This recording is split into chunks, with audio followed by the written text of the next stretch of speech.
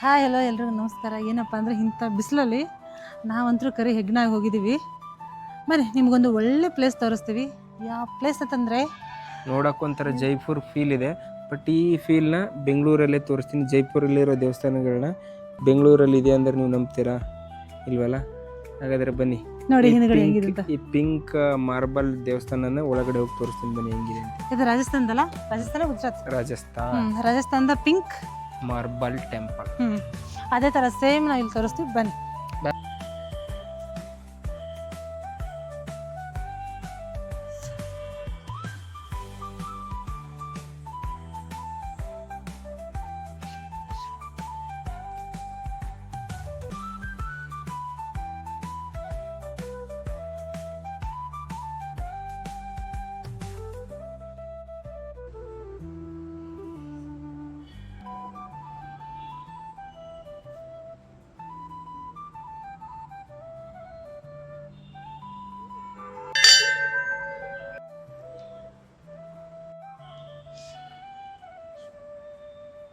ಅದರ ಪಕ್ಕದಲ್ಲಿ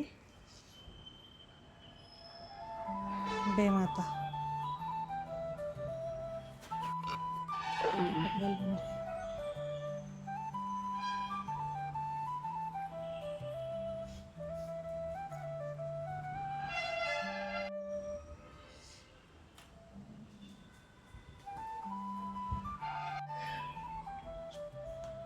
ಸಾಕು ಬಂದು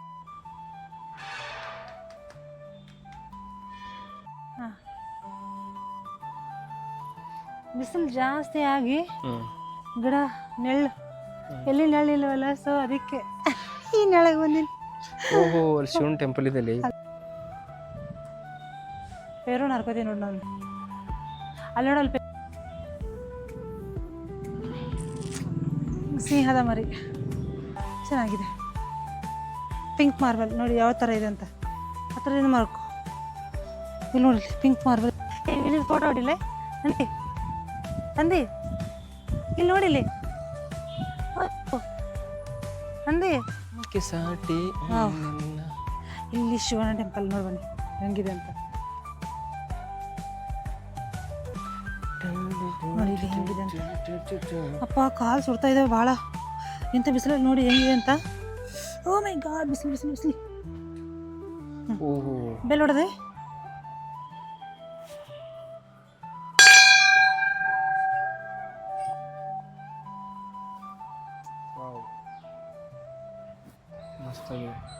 ನೋಡಿ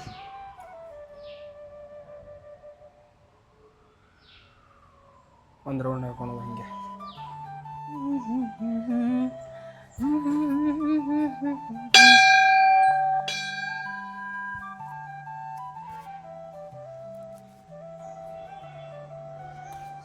ಶಿವನ ದೇವಸ್ಥಾನ.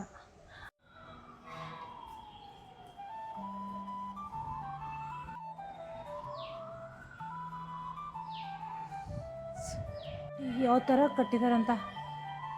ಎಲ್ಲ ಕಡೆ ಬರೀ ಪಿಂಕು ಪಿಂಕು ಪಿಂಕು. ಈ ಮಾರ್ಬಲ್ ಇಲ್ಲಿ ನೋಡಿ ಕಲ್ಲಲ್ಲಿ ಯಾವ ಥರ ಡಿಸೈನ್ ತೆಗೆದಿದ್ದಾರಂತ. ಎಲ್ಲ ಥರ ಡಿಸೈನ್ ನೋಡಿ. ಸೇಮ್ ರಾಜಸ್ಥಾನದಲ್ಲಿ ಇದೆಯಲ್ಲ ಅದೇ ಸ್ಟೈಲಲ್ಲಿ. ಒಂದು ಸುತ್ತಾಗಿ ಪೂರ್ತಿ. ಸೊ ಸ್ನೇಹಿತರೆ, ಇವಾಗ ನಾವು ಇರೋದು ವೈಟ್ ಜೈನ್ ಟೆಂಪಲ್ನ ಮುಗಿಸ್ಕೊಂಡು ಬಂದು ಪಿಂಕ್ ಜೈನ್ ಟೆಂಪಲ್ ಬಂದಿರೋದು. ಒಂದಕ್ಕೆ ಎರಡು ಕಂಪೇರ್ ಮಾಡಿದರೆ ಒಂದಕ್ಕಿಂತ ಒಂದು ಅದ್ಭುತವಾಗಿದೆ. ಈ ಪಿಂಕ್ ಜೈನ್ ಟೆಂಪಲ್ ಇದೆಯಲ್ಲ, ಇದು ಬಂದ್ಬಿಟ್ಟು ಅತ್ತಿಬೇಲೇಶ್ವರ ಮಹಾದೇವ ಮಂದಿರ ಅಂದರೆ ಶಿವನಿಗೆ ಅರ್ಪಿತವಾದಂಥ ದೇವಸ್ಥಾನವಾಗಿದೆ. ಸೊ ಇದನ್ನು ನೋಡೋಕ್ಕಂತೂ ಅಷ್ಟೇ ಅದ್ಭುತ, ಅಷ್ಟೇ ಸುಂದರ.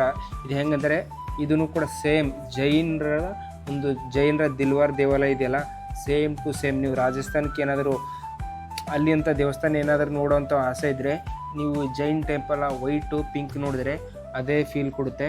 ಅದ್ರ ಜೊತೆಗೆ ಇನ್ನೊಂದು ಅದ್ಭುತವಾಗಿರೋಂಥ ಪ್ಲೇಸ್ ಏನಂದರೆ, ಕರೆಕ್ಟ್ ಎಕ್ಸಾಕ್ಟಾಗಿ ಈ ಶಿವನ ದೇವಸ್ಥಾನ ಮುಂದೆನೇ ಒಂದು ಸ್ಟ್ಯಾಚು ಇದೆ. ನೋಡ್ಬೋದು ನೀವು. ಆ ಕಡೆ ಕಾಣಿಸಲ್ಲ ಅನ್ಕೋತೀನಿ. ಸೊ ತೋರಿಸೋವಂಥ ಪ್ರಯತ್ನ ಮಾಡ್ತೀನಿ ನೋಡಿ. ಸೊ ಇದನ್ನು ಈ ದೇವಸ್ಥಾನ ಎಕ್ಸಾಕ್ಟಾಗಿ ಅಪೋಸಿಟ್ ಇದೆ. ಸೊ ನೋಡೋಕೆ ಅಷ್ಟೇ ಪ್ರಶಾಂತ, ಕೂಲ್ ಆ್ಯಂಡ್ ಕಾಮ್ ಇರುವಂಥ ಪ್ಲೇಸ್ ಇದು.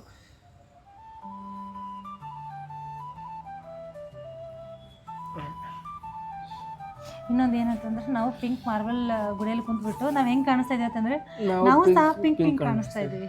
ಆಮೇಲೆ ಟೀ ಶರ್ಟ್ ಪಿಂಕ್ ಹಾಕಿರಿ. ಏ ಇಲ್ಲ, ಪರ್ಪಲ್ ನೋಡಿ ನಾವು ಎಷ್ಟು ಪಿಂಕ್ ಕಾಣ್ತಾ ಇದ್ದೀವಿ ಅಂತಂದ್ರೆ ಸುಮ್ಮನೆ ಹೇಳೋದಿಲ್ಲ ಪಿಂಕು ಅಂತ.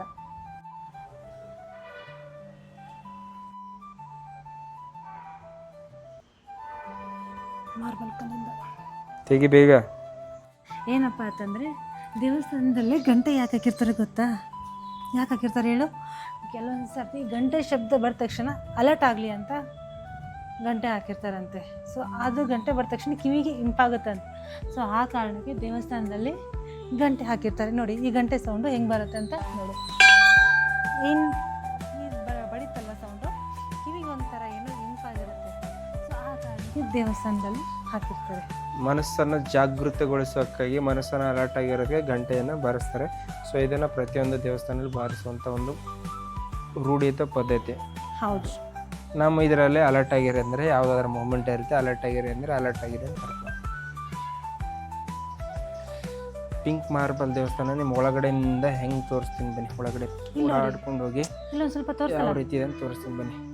ಸೊ ಇದೆಯಲ್ಲ ಎಕ್ಸಾಕ್ಟಾಗಿ ಶಿವಂದು ಲಿಂಗ ಇದೆಯಲ್ಲ, ಲಿಂಗದ ಅಪೋಸಿಟ್ ಆಗಿ ನೇರವಾಗಿ ಶಿವಂದು ಸ್ಟ್ಯಾಚು ಇದೆ. ಅದಾದಮೇಲೆ ಹಿಂಗೆ ಹೋದರೆ ದೇವಸ್ಥಾನ ಪ್ರದಕ್ಷಿಣೆ ಹಾಕುವಂಥ ಒಂದು ಮಾರ್ಗ ಇದು. ಒಂದು ರೌಂಡ್ ಹಾಕೊಂಡು ಬಂದರೆ ಆ ಕಡೆ ಬರುತ್ತೆ. ಸೊ ಎದುರುಗಡೆ ಇರುವಂಥ ಒಂದು ಸ್ಥಳ ಇದು. ಸಾಲ ಹೋದರೆ ಮುಂದೆ ಶಿವನ ಲಿಂಗ. ಏನಂತಂದರೆ ಈ ಮೆಟ್ಲಲ್ಲಿ ಇಲ್ಲಿ ಕಾಲು ಸುಡಲ್ಲ ಇಲ್ಲಿ, ಬಟ್ ಇಲ್ಲಿ ತುಂಬ ಕಾಲು ಸುಡುತ್ತೆ.